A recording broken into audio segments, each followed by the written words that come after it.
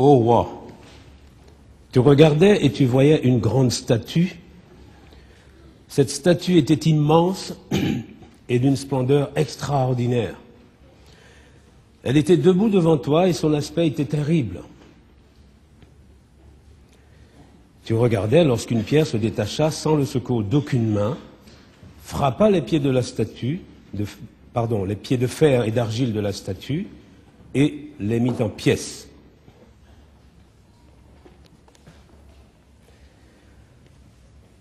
Je voudrais saluer nos sœurs, nos frères, tous ceux qui nous visitent également, et bien entendu sans oublier ceux qui nous assistent par le biais du net. Et puis, en préalable, je voudrais tellement que vous entendiez le message, mais que vous fassiez cet effort, cette abstraction de celui qui vous parle ce matin, pour entendre ce message. Le passage que nous venons d'entendre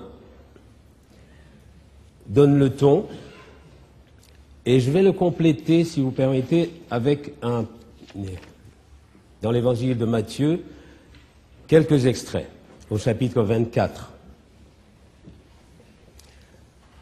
C'est pourquoi, lorsque vous verrez l'abomination de la désolation dont a parlé le prophète Daniel, établi en saint lieu, que celui qui lit fasse attention,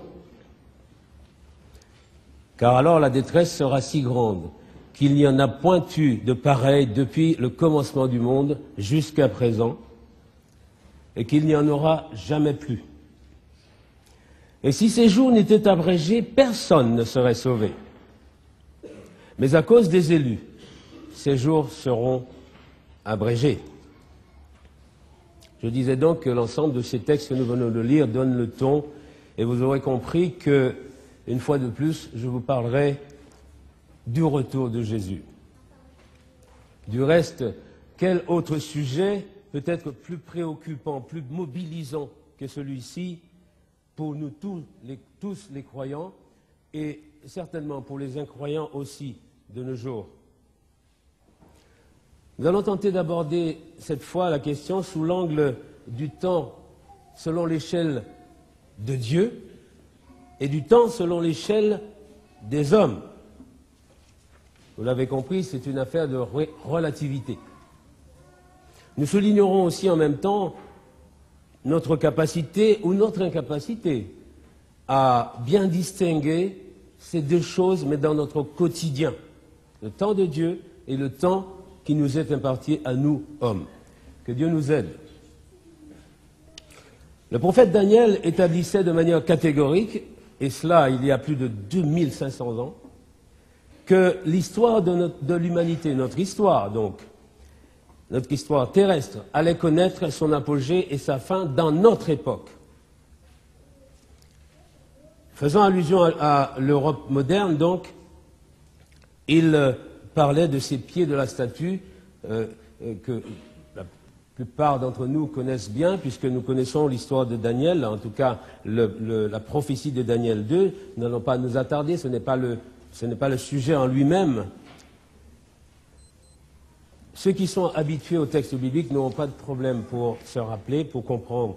Par contre, j'inviterai ceux qui ne sont pas habitués à lire la Bible à faire un petit effort de lecture des prophéties et de décryptage.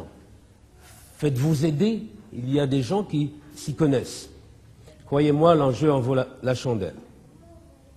Projetons-nous maintenant dans un petit récit, un épisode du Nouveau Testament rapporté dans l'Évangile selon Marc, au chapitre 10, le verset 46. Marc 10, à partir du verset 46.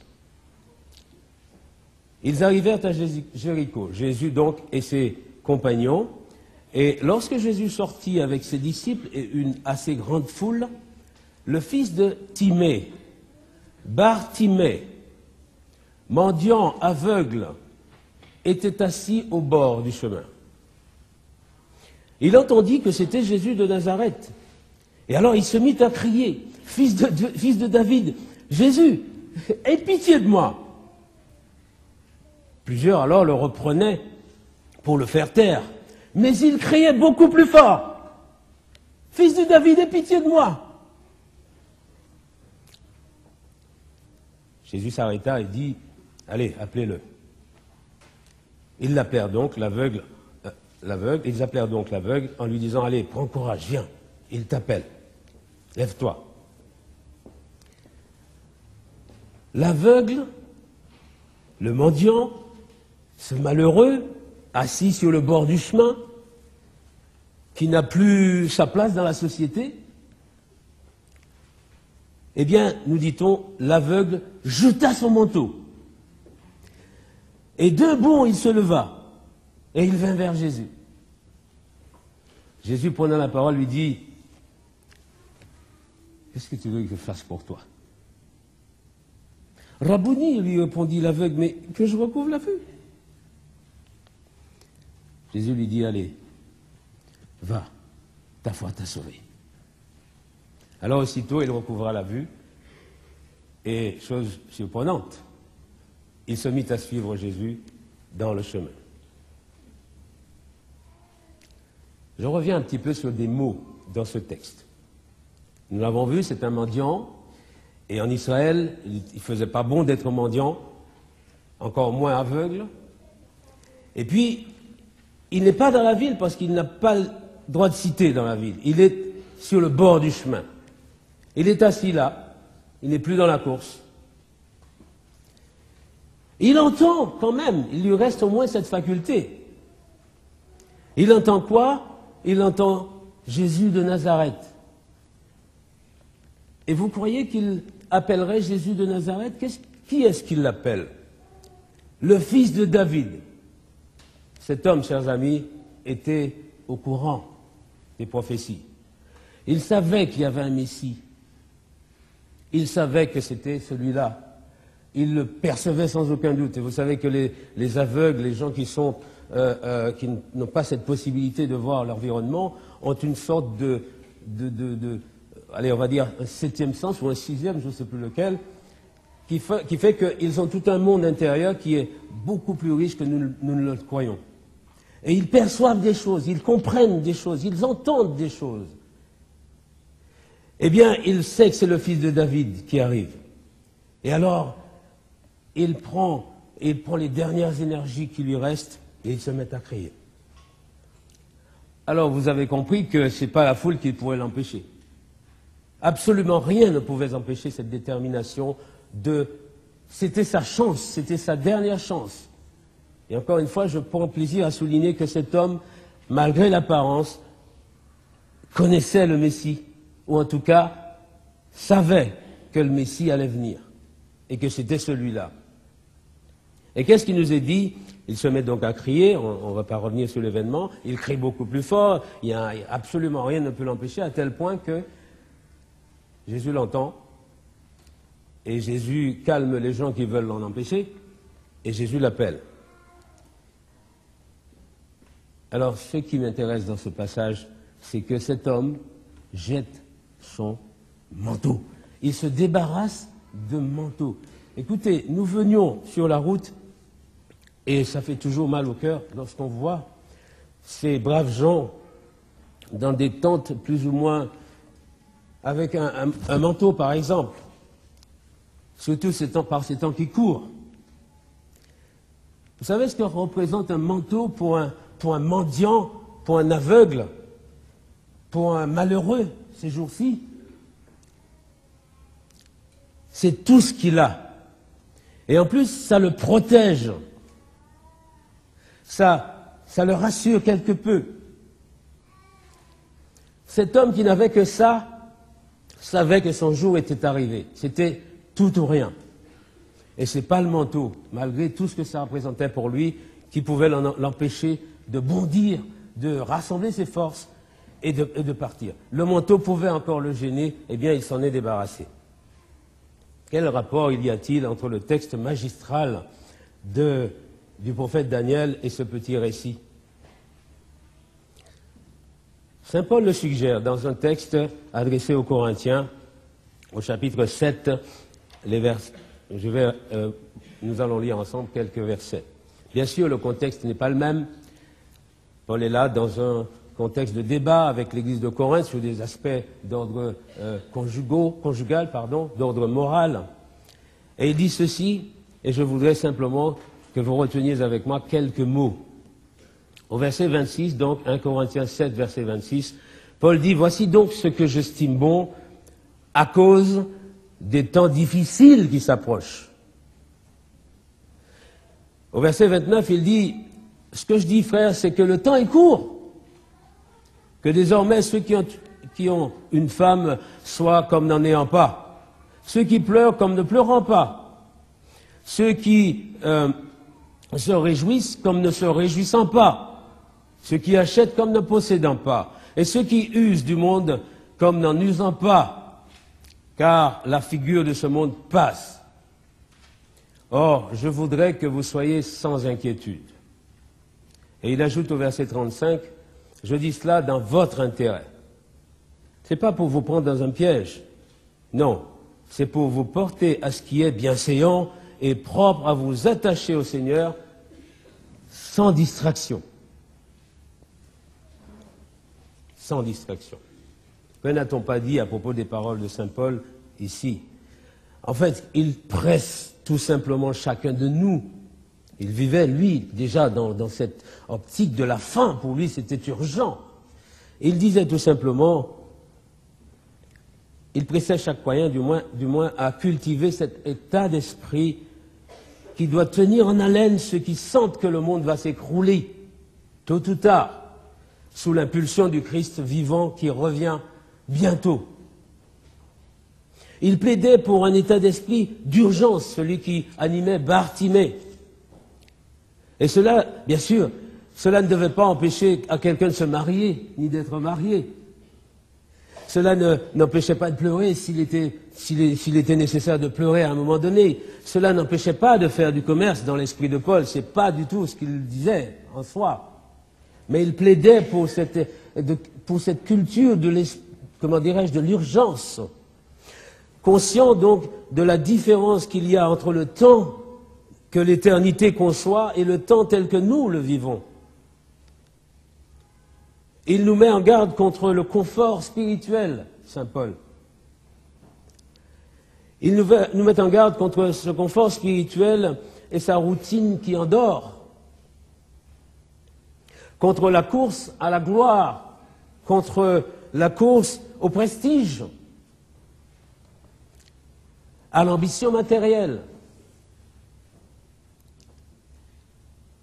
Que ce soit Jésus, lorsqu'il s'exprime dans Matthieu 24, que ce soit Daniel, lorsqu'il crie, nous allons le voir encore un instant, que ce soit Pierre, lorsqu'il parlera, nous le verrons encore, du temps de Dieu et du temps de l'homme, justement, que ce soit saint Paul et bien d'autres encore, eh bien, il nous appelle donc à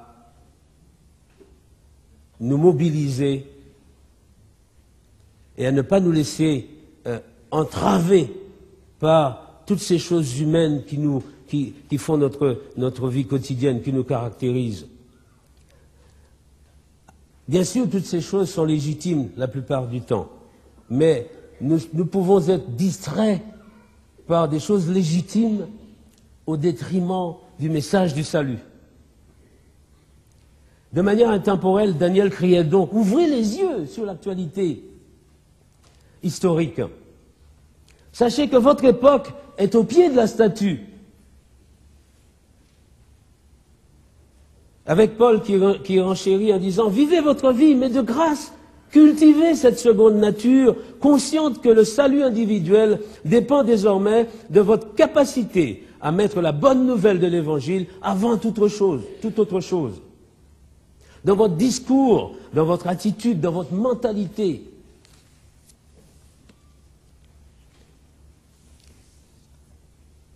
Je veux pour ma part, avec tous ceux d'entre vous qui sont actifs spirituellement, qui dans l'exercice quotidien de leur vie, qui se détachent autant que possible des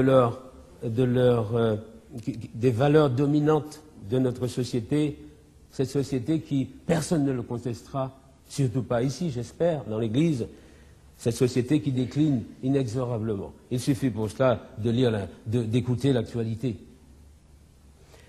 Je veux pour ma part me tenir prêt à tout plaquer. Dès que le signal du Christ retentira. Être prêt à balancer mon manteau.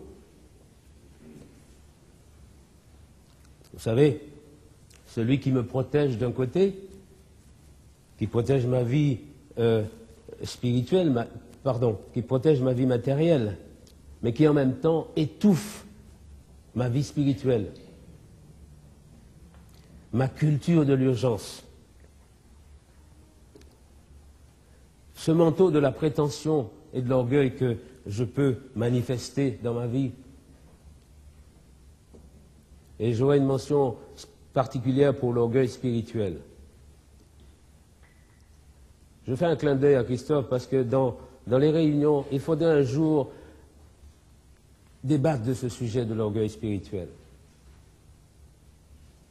Ce manteau de la bonne conscience. Mais je vais à l'église tous les samedis, je suis bien habillé, je fais attention, j'apporte ma dîme, mes offrandes, je prie, je fais l'école du sabbat, je participe aux réunions, j'ai des responsabilités aussi.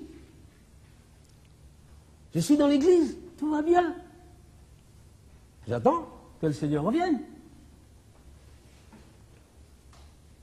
La bonne conscience. Ce manteau, donc, de la bonne conscience, cette entrave du rejet de l'autre dès qu'il m'est désagréable. Lorsque le Seigneur va nous interroger, il ne va pas nous interroger sur notre érudition spirituelle, sur notre savoir biblique. Il va nous regarder et il va nous renvoyer notre caractère. Ce manteau, donc, cette entrave du rejet d'autrui dès qu'il m'est désagréable. Ce manteau du discours spiritualiste en trompe-l'œil qui ne correspond pas, qui ne correspond à rien dans mon rapport avec les autres lorsque je me permets de discriminer. Lorsque je n'ai pas cette capacité de surmonter mon aversion pour voir Jésus en moi et l'accepter malgré tout, malgré le désagrément qu'il me procure, celui que je vois en face. Même celui qui me fait du mal.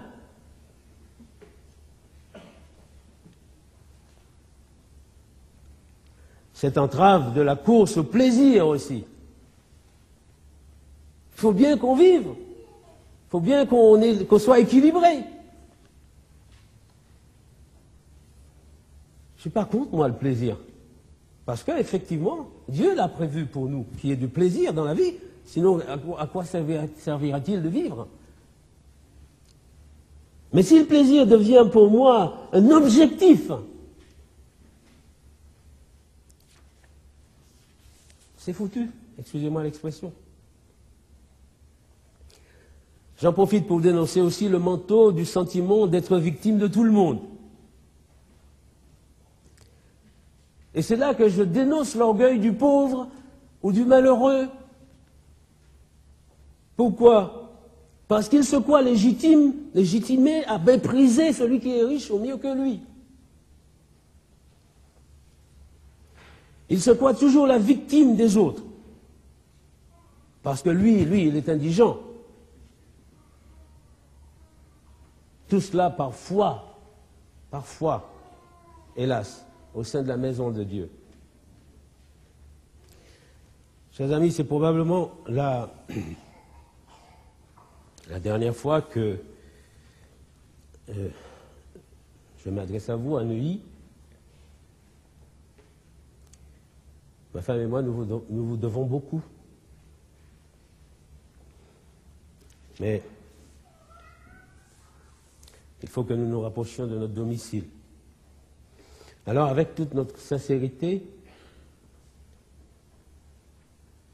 toute notre amitié, notre amour fraternel, mais aussi avec toute notre franchise. Je plaide enfin pour un regard illuminé de l'amour du prochain. Quel qu'il soit, d'où qu'il vienne, qu'il me plaise ou qu'il ne me plaise pas, qu'il soit riche ou qu'il soit pauvre, qu'il soit beau ou agréable ou qu'il ne le soit pas, qu'il soit jeune, qu'il soit vieux, qu'il soit érudit. J'aime beaucoup l'érudition. J'aime beaucoup lire, entendre les érudits et lire les érudits. Ça me forme, ça me fait du bien. Qu'il soit inculte, ça n'a pas d'importance devant Dieu. Je plaide pour que notre regard s'illumine quand je vois quelqu'un qui est moins cultivé que moi, moins capable. Vous savez que je suis sensible à la musique. Donc je plaide pour un regard illuminé sur le grand musicien, mais aussi sur l'autodidacte. Qu'il fume ou qu'il ne fume pas, qu'il soit végétarien ou pas, et après, qu'il soit homme ou femme, qu'il soit d'une autre religion ou pas, qu'il soit blanc, qu'il soit noir, qu'il soit maghrébin, qu'il soit asiatique, qu'il soit rome, ou que sais-je encore. Je plaide pour le regard illuminé de Jésus, notre Sauveur, pour que ce regard soit désormais le nôtre.